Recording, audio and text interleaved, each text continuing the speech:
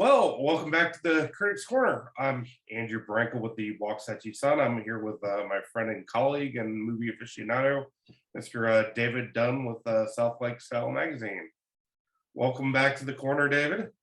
Welcome back, Andy. Thank you for having me. Oh, thanks for being here.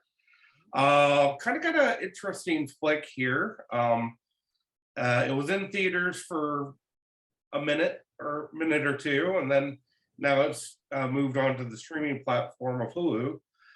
It's actually a remake of a 1947 movie called Nightmare Alley.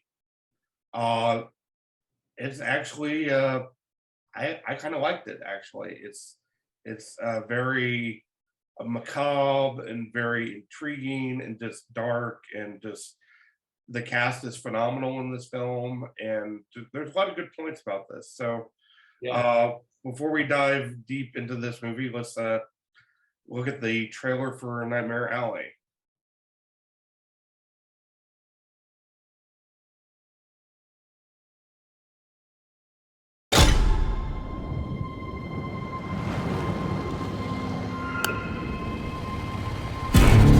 I will ask you simple questions. You will answer in short sentences only what you believe to be absolute truth. Absolute truth. I can do that. Now, brief as you can, what is your name? Stanton Carlisle. Are you a true medium? Yes, I am. Mr. Carlisle. Doctor, how about that? Please lie down. Can you read minds? Yes, I can. Under the right circumstances. Keep your answers brief. What do I want? To be found out, same as everybody else. Are you in contact with the beyond? Well, we've had our share of snake charmers in the past. We deal with them. You don't fool people, Stan. They fool themselves. I've given you a fortune.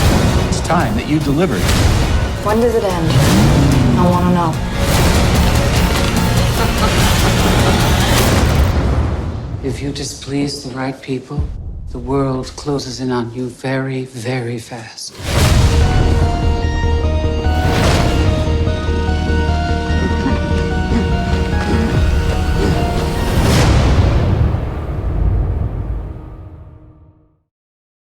Now that we've seen the trailer and we've both each seen the film here, David, can you tell our audience a little bit about Nightmare Alley here?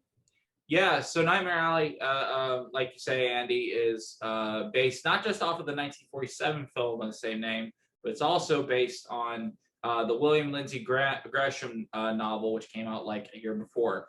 It follows this down on his luck carny, played by Bradley Cooper, who learned the art of mentalism and basically tries to, grow his act throughout the world, become like a really big hit, hit the big time and all that, right? Well, he starts getting mixed up with the wrong people. He starts moving with the wrong crowds. He starts screwing over some people you really don't want to screw over. And basically things turn into a downward spiral for him in his life. And I got to agree with you, Andy. This is a really atmospheric, dense, complex, intricate and layered and very, very intriguing narrative. I do want to warn viewers before going forward into this. I went into this thinking it was going to be like a horror movie, right? Because that's a lot of Guillermo del Toro's filmography. He's a very well-known horror filmmaker with the likes of Pan's Labyrinth, and similar type of movies.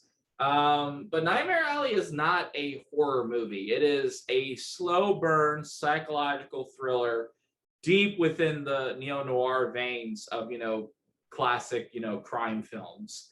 And that's kind of the tone this movie is going for. It's going for this very well-paced, but very intentionally slow narrative to kind of reveal the monsters that lay beneath us and how humanity at the end of the day just tries to manipulate each other. It's a very, very well done film.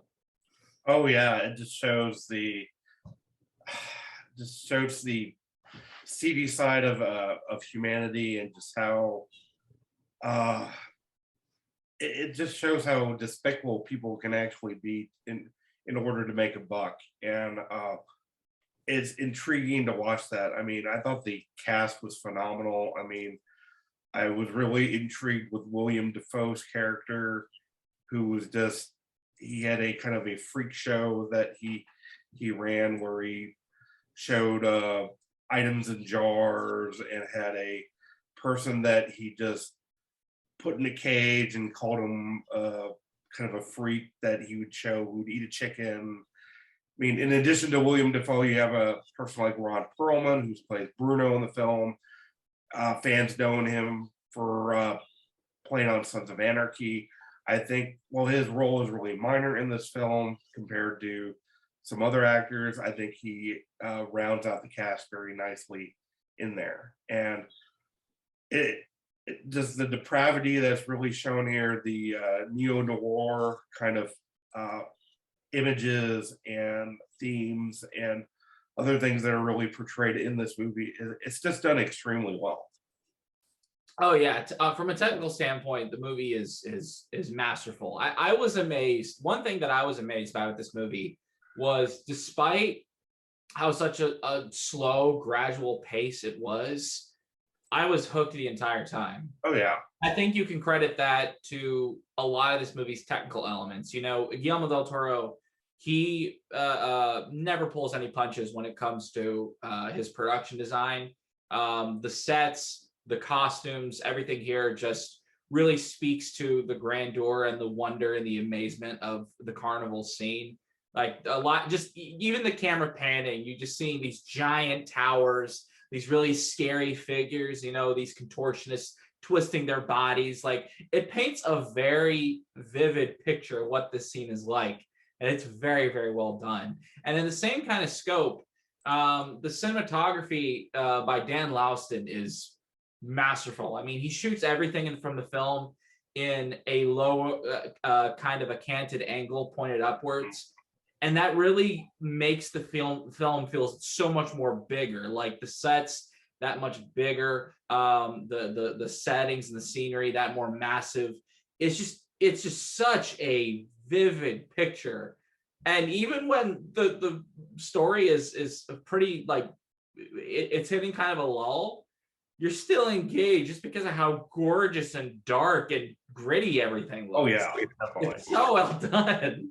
Well, I think where the story takes place in the 30s and 40s, and I think that's the only really time frame that this story could really take place in.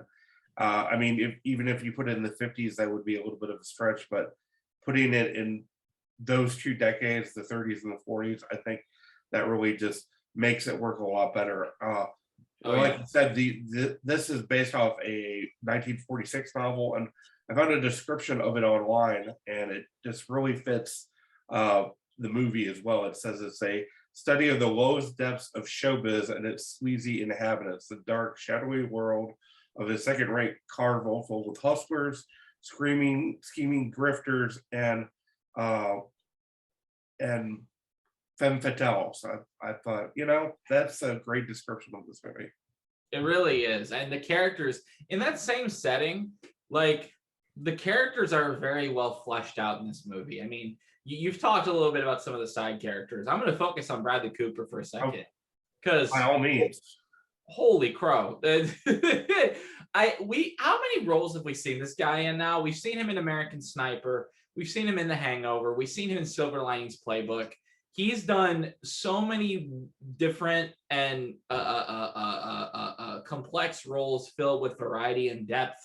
This one is just as compelling. Stanton Carlisle, you know, he's kind of the underdog. You know, you see where he's coming from. He kind of has a little bit of a history, but he's trying to hit the big time, right? Who isn't? So you sympathize with that side of him. But then you see the other side of him that was heavily influenced by William Dafoe's character to be manipulative and cunning and crafty and deceptive and just generally speaking a POS, you know. Oh yeah.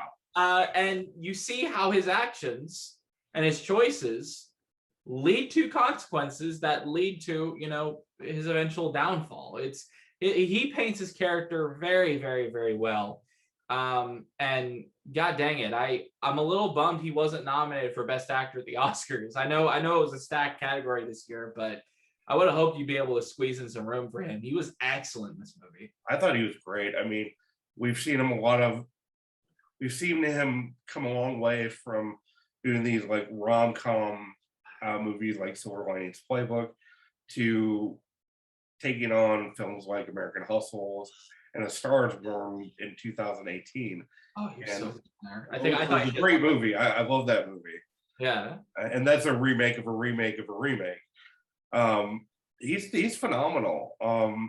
He is a very twisted person. He's a very complicated person.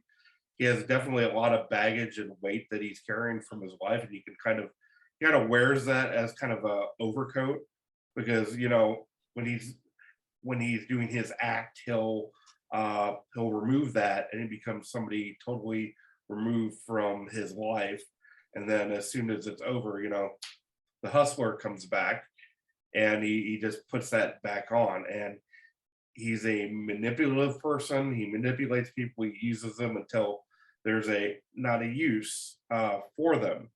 Yeah. And I think that's his main flaw and his eventual downfall later on. Yeah. And what I also like about the movie is that, there's several, I like how the questions that need to be answered, they're answered. And other questions that don't need to be answered, they leave open to interpretation. For instance, there's this character in the first act of the movie. I don't want to give away spoilers, obviously, but something happens to him, and it's caused by, Stanton Carlisle. So throughout the whole film, you're thinking this, and you're like, did he mean to do that? Was it an accident? Was it a mistake that they just happened to overlook? Or did he intentionally do it so he could get something from this character? The film never really gives an answer to that. And the fact that it doesn't, I love that, because it leaves you open to interpretation, kind of fill in your own answers. Yeah, it leaves that hanging chad there. I mean, it's kind of like Inception with the end. You don't know what really happens. Like you said, it leaves it up to interpretation. And I honestly kind of thought that's kind of genius to do that. Yeah, and I know we talk all the time on this show about, remakes and ranting about how much they proliferate Hollywood, especially very unnecessary ones. Nightmare Alley is a good example of a really great remake that didn't necessarily need to happen, but Guillermo del Toro did do it, and he did it in a unique and a dark and in a twisted way, to where he kind of justified this movie being remade, because there are a lot of changes to the original movie in this film, and for the most part they're very, very well earned, especially the ending. The ending just leaves you with such a haunted and just harrowing and empty feel, but it feels earned. It feels like everything the film has been building up to, it's been building up to this moment. We've talked before about your favorite slow burner of last year, The Power of the Dog, Andy. To me, really, no. To me, Nightmare Alley is an example of a slow burner done right. It does lead to a point. It does have a purpose. Yes. It does lead somewhere very intriguing and engaging and interesting.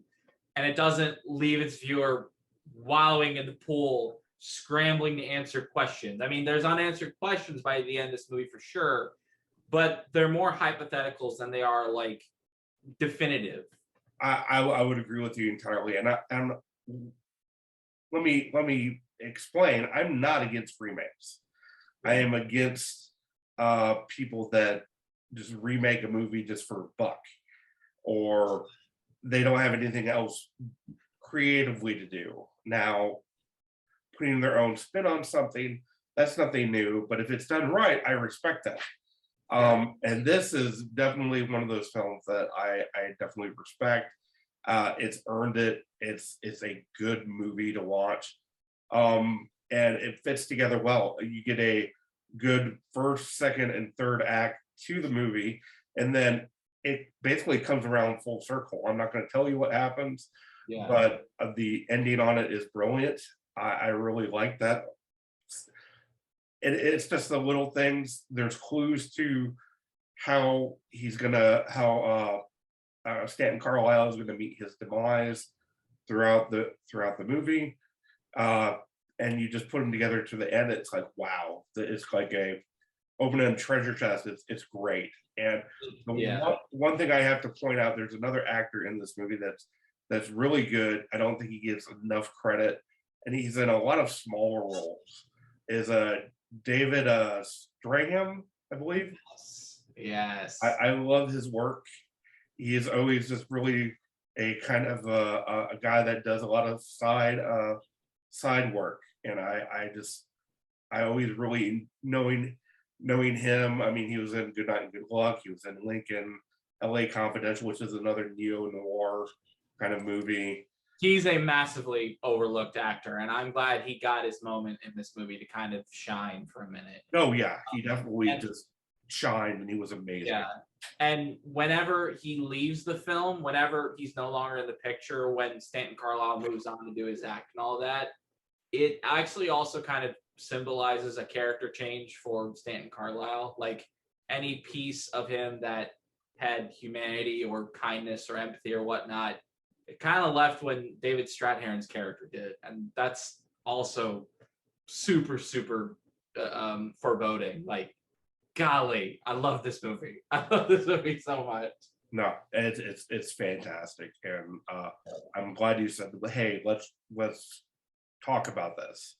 And I finally hit a good one. You hit a good one. I'm proud of you, man. Even a blind squirrel finds a nut every now and then, so I'm happy for you. Oh god. We need to give Nightmare Alley a rating here. So out of 10 stars here, what do you give this? I'm gonna give it a solid 9, Andy. Like I said, the pacing is something a little bit that people have to overcome, but whenever you do overcome it, man, oh man, does this story pay off in a big way. I definitely think this is one of Guillermo del Toro's best films. It definitely is a return to form for him, kind of home base to his own unique style a little bit. And I'm very happy that this film is getting the love and the attention that it deserves. It's just a very well done movie. Oh, definitely. Well, I guess we're of the same thought in mind here. I give it a 9 as well. Heck yeah, man. Hey, when we're on point, we're on point, you know? Yeah, no, it's a great movie. So if you want to see it, it might still be in theaters in some areas. In some areas, but if you want to see it confidently, you can watch it on HBO Max and Hulu. Yeah, because that's where I tuned it in. It was on Hulu, and it's definitely worth your time. Absolutely. So that's gonna do it for this week's edition of the Critics Corner. So if you have any suggestions or comments or want to chat movies with us, shoot us up on Facebook or shoot us an email here. So we will see you guys back next week, and see you at the cinema. See y'all at cinema, everybody.